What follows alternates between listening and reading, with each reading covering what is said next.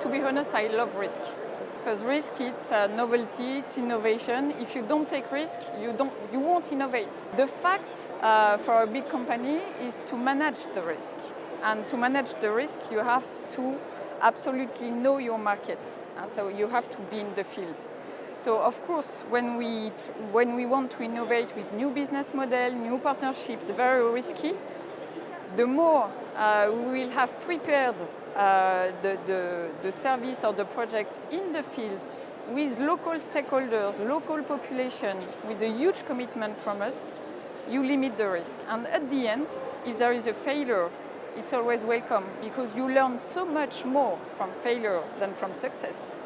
So I think once you've started with understanding what the person that you're trying to serve really needs, and you've understood the enabling environment, and you've done your homework, then I think the next step is to be very honest and to identify those risks and to sit down and think what could possibly go wrong, understand the likelihood, understand the impact, and continue to measure them moving forward. And it requires an ongoing dialogue to make sure that those things are brought to the fore and you have the honest conversation that you're able to see what could possibly happen and have a fallback plan and how to manage. Often we are too risk averse. There is sometimes a need to start small, get a proven model and scale.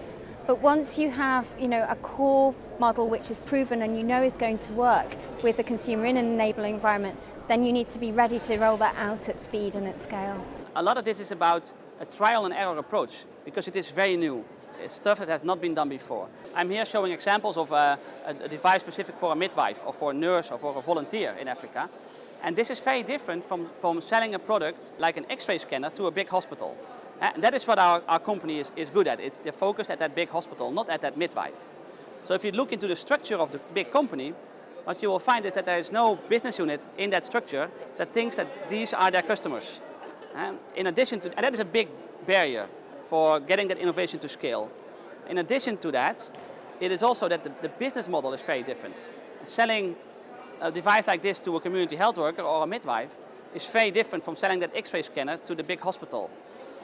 And that combination of a new kind of customer and a new kind of business model, that is killing for innovations, also in big companies.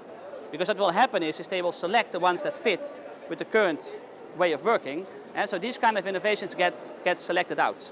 And that is, I think, why we see so many pilots happening across Africa, but these pilots don't get to scale because of, amongst others, this problem. Now the solution to this, and that is the big idea behind the Philips Africa Innovation Hub, is that we created a specific structure, an independent structure within the company, and also a process to continuously bring these innovations from pilot to scale.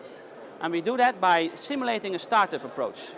So these innovations are brought to the market by corporate entrepreneurs, and they are able to take a very entrepreneurial approach to this. And that is how they address this new customer with a new business model.